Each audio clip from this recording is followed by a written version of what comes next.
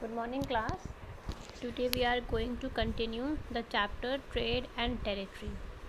Okay, and yesterday we had done up till the Battle of Plassey.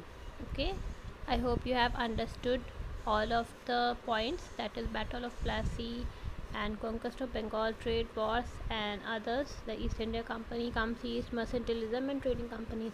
Okay, today we will start with Battle of Buxar. Okay, so let us start. When Mir Jafar could not meet the ever growing demands of the company, he was deposed and replaced by Mir Qasim as the Nawab of Bengal. Okay, yesterday हमने discuss किया था कि by treacherous means, by cheating, Mir Jafar उनके साथ मिल गया था Britishers के साथ. ठीक है, उनके साथ मिल गया था और इन एक्सचेंज कि मीर जाफ़र बन जाएगा नवाब ऑफ बंगाल. ठीक है, बैटल ऑफ प्लासी में मीर जाफ़र ने हेल्प किया था ब्रिटिश की इन एक्सचेंज कि आप मुझे नवाब बना दो. तो Mir Jafar now was the Nawab of Bengal. मगर मीर जाफ़र उनके एक्सटेंड नीड्स जो हर वक्त ग्रो करती थी, उनकी नीड्स और डिमांड उसको मीट नहीं कर पाया, उनकी डिमांड्स को. ठीक है, तो मीर जाफ़र को हटा दिया गया. उसकी जगह पे आए Mir Qasim. Now Mir Qasim was the new Nawab of Bengal. But Mir Qasim refused to be a puppet ruler.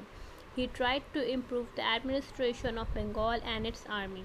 He trained his soldiers on the lines of European army. He also tried to stop the corrupt trade practices of the company officials. As a result, he was overthrown and turned out of Bengal and Bihar. Mir Qasim British का puppet ruler नहीं बनना चाहता था. वो उनकी हर demand और हर needs को satisfy नहीं करना चाहता था. He wanted an administration of its own. ठीक है, वो उनको इम्प्रूव करना चाहा उनका एडमिनिस्ट्रेशन का. उसने अपने आर्मी को और सोल्जर्स को ट्रेन करा यूरोपियन आर्मी के अकॉर्डिंग. और उन्होंने जो करप्ट ट्रेड प्रैक्टिसेस चल रही थी ब्रिटिश की, उसको स्टॉप करने की कोशिश किया. लेकिन एज अ रिज़ल्ट उसको नवाब ऑफ बंगाल से हटा दिया गया by the English. Okay, by the Britishers. In the Battle of Buxar, fought between the British and Mir Qasim, the latter formed an alliance with the Nawab of Awadh, Shuja-ud-Dawla, and the Mughal Emperor Shah Alam II. Their combined army met the British forces at the Battle of Buxar in 1764, where the English defeated them. Thus, while in Plassey, the British defeated a young and inexperienced Nawab, and that too through treachery. In Buxar, the British defeated the three powerful and battle-hardened rulers. ठीक है, आप इसमें देखो, battle of Berkshire fought हुई थी 1764 में. किसके बीच में? ब्रिटिश और मीर कासिम के बीच में. मीर कासिम ने अपने अलायंस बना लिया था with the Nawab of Awadh, जिनका नाम था शुजा-उद-दौला. ठीक है, और शाह आलम सेकंड के साथ. ठीक, अब इनकी जो कंबाइंड आर्मी थी वो ब्रिटिश फोर्सेस से जाके मिली at the battle of Buxar in 1764. मगर वहाँ पे इंग्लिश ने इनको डिफ़ीट कर दिया. ठीक, आप इसमें पिछली बार देखो जब मैंने बैटल ऑफ प्लासी आपसे डिस्कस किया था, उसमें by treacherous means, by cheating इन्होंने बैटल ऑफ प्लासी वन किया था. लेकिन बैटल ऑफ बक्सार में इंग्लिश ने अलायंस को, ठीक है, वहाँ पे अलायंस जो था नवाब ऑफ अवध और शाह आलम सेकंड के साथ, मतलब समझ, three powerful and battle hard rulers के साथ उनका बैटल था. उसको इंग्लिश ने डिफीट कर दिया. ठीक, after this battle the powerful Nawab of Awadh was left at the mercy of British. The Mughal emperor became a pensioner of the British. From the Nawab of Bengal, the British got the right of Diwani, or the right to collect the land revenue of Bengal, Bihar and Odisha. ये battle के बाद जो नवाब of Awadh थे, शुजा-उद-दौला, वो at the mercy थे of British. ठीक, और जो मुग़ल एम्परर थे उनको पेंशनर बना दिया ब्रिटिश ने, ठीक है। नवाब ऑफ बंगाल से उनको ब्रिटिश को राइट्स मिल गए, दीवानी राइट्स। दीवानी राइट्स क्या होता है? To collect the land revenue of Bengal, Bihar and Orissa, ठीक।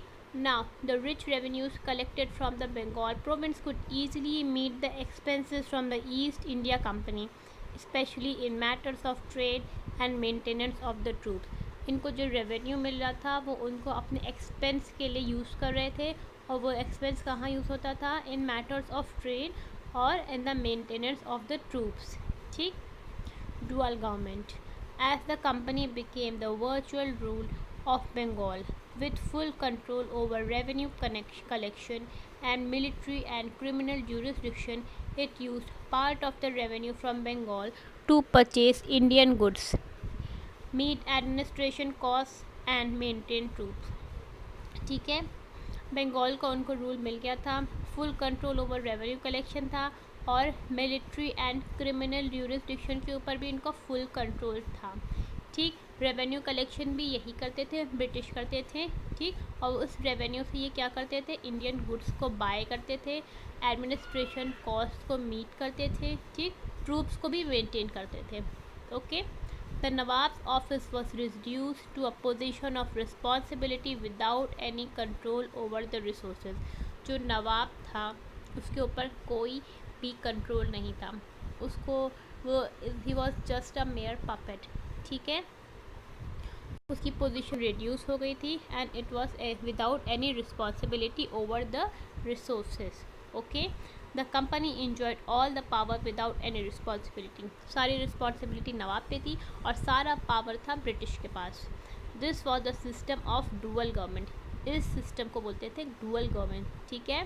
देर was a nawab as well and there is a British rule as well, so this is known as the dual government which lasted till 1772. Bengal suffered under this system. Many people abandoned their lands and fled into jungles. The company servants grew prosperous. Many of them acquired enormous wealth from illegal private trade in Bengal. When they returned to England, their wealth drew attention of people who called them nabobs, an adaptation of the Indian word nawab. In 1772, Warren Hastings became the governor of Bengal. He ended the system of dual government and brought Bengal under the direct control of the company. Okay? Bengal इनके system में, the dual government system में बहुत सफ़र किया, ठीक। वहाँ के बंगाल के जो लोग थे, the native people, they abandon there lands, उन्होंने अपने लैंड्स छोड़ दिए और वो जाके जंगल में रहने लगे, ठीक है। जो कंपनी के सर्वेंट्स थे वो बहुत रिच होने लगे, बहुत वेल्दी होने लगे, उन्होंने बहुत वेल्थ लिया फ्रॉम बंगाल, ठीक। With the help of the government they use their misuse their powers, ठीक है। और वो कहाँ से मिसयूज़ करते थे? By illegal private trade in Bengal.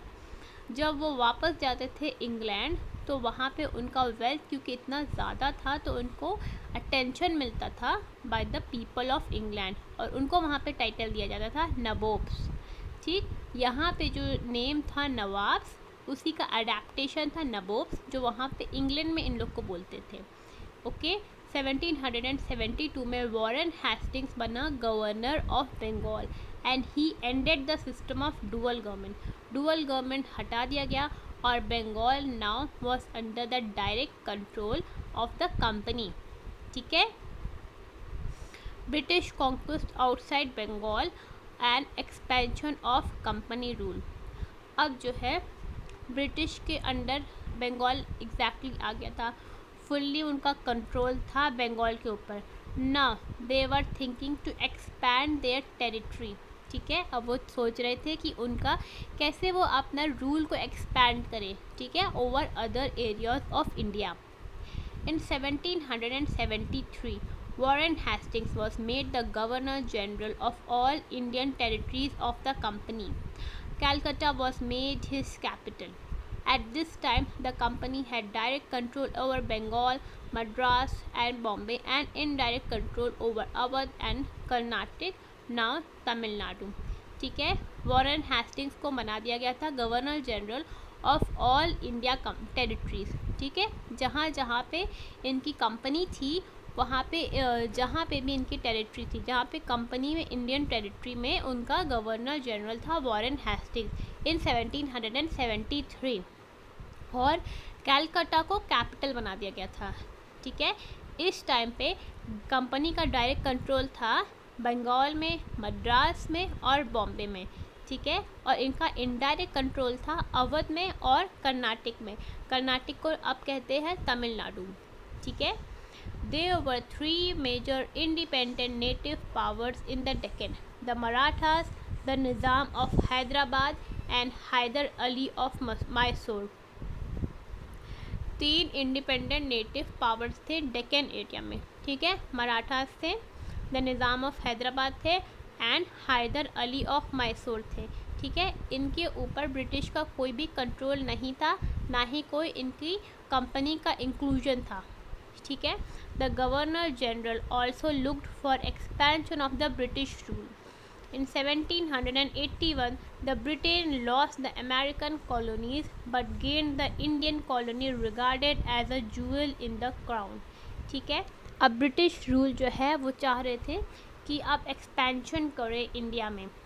ठीक है, वो चाह रहे थे कि वो एक्सपेंशन करें। 1781 में ब्रिटेन लॉस किया अमेरिका में अपनी कॉलोनीज़। ठीक है, मगर उन्होंने यहाँ पे इंडिया में उन्होंने अपनी कॉलोनीज़ को गेन कर लिया। ठीक, ना policy of expansion. The policy of expansion was that the company used a variety of political, economic and diplomatical method to extend its influence before annexing an Indian kingdom. अब उन्होंने policy बनाना शुरू करी कि वो कैसे एक्सपैंड करें।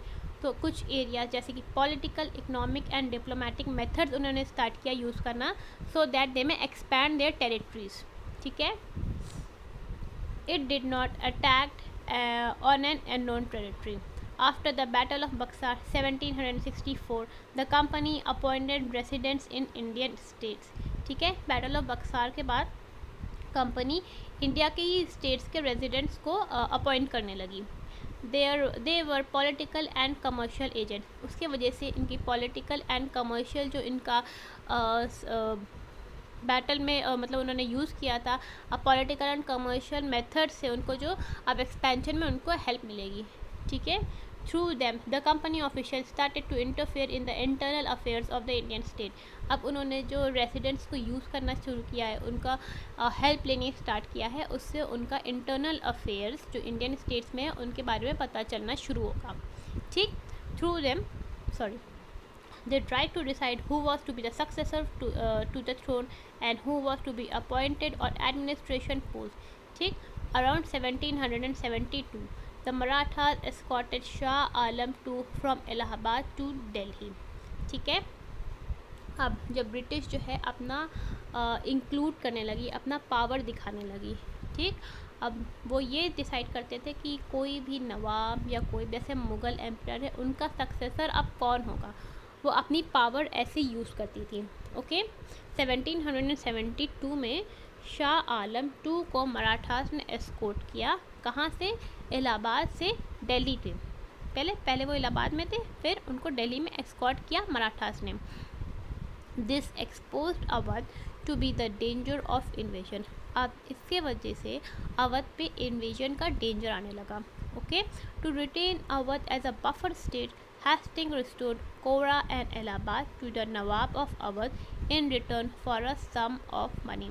अब इसकी वजह से जो वॉरेन हेस्टिंग थे जनरल, उन्होंने to retain Awadh as a buffer state, क्योंकि वहाँ पे इन्वेजन का डर आ गया था, तो उसके वजह से उन्होंने कोरा एंड इलाहाबाद को रिस्टोर कर दिया, नवाब ऑफ अवध को उनको दे दिया कि ये आपके रूल के अंडर रहेगा, मगर उसके रिटर्न में आपको कुछ सम ऑफ मनी देना पड़ेगा।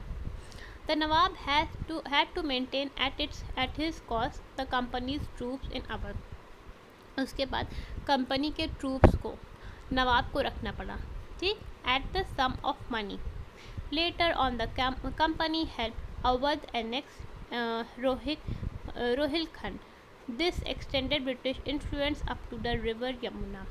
ठीक, उसके बाद नवाब ऑफ अवध ने एनेक्स किया रोहिलखंड को, ठीक, जो कि अंडर द कंपनी रूल था। ठीक है, इसके वजह से ब्रिटिश का जो टेरिटरी थी वो इन्फ्लुएंस हुआ up to the river Yamuna. Okay, governor general Richard Wellesley introduce the subsidiary alliance to expand British territory. एक सब्सिडियरी अलायंस को इंट्रोड्यूस किया by the governor general Richard Wellesley, ठीक है, so that British territory can expand. According to the terms of this, an Indian ruler had to disband his own army and maintain British troops permanently at his cost or give some territory in lieu of it. जो Indian rulers थे इस alliance के according, Indian rulers थे उनको अपनी territory, अपनी army को छोड़ना पड़ेगा, and they had to train and maintain the army of the British, ठीक है, एट सम कॉस्ट। अगर वो ऐसा नहीं कर सकते तो उनको अपनी कोई टेरिटरी उनको देना पड़ेगा ब्रिटिश को। Okay, if fail to pay then the territory was taken away by penalty. अगर वो ऐसा नहीं कर सकते तो उनको अपनी टेरिटरी छोड़नी पड़ेगी। Half of the territory of the Nawab of Awadh was taken away by the company in 1801 as he failed to pay for the subsidiary forces. Because the Nawab of Awadh नहीं पे कर पाए थे तो उनकी पूरी टेरिटरी ले ली गई थी, ठीक है। Other rulers who were forced to accept this policy were Nizam of Hyderabad, rulers of Mysore and the Marathas, ठीक है। और जो रूलर्स थे Nizam of Hyderabad, rulers of Mysore और मराठास, इन लोगों को ये एक्सेप्ट करना पड़ा था, ये जो अलायंस इन्होंने बताया था रिचर्ड वेलेस्ली ने, ठीक है, फोर्स हुए थे कि वो इसको एक्सेप्ट करें। ठीक, आई होप आज ये आपको टॉपिक समझ में आ गए हैं। Battle of Buxar, dual government, British conquest outside Bengal and expansion of company rule और policy of expansion. In next class we will discuss Mysore wars, ठीक है। The first in Mysore was war with the Marathas. Okay, if you have any doubt or any confusion you can message me. Okay, goodbye class.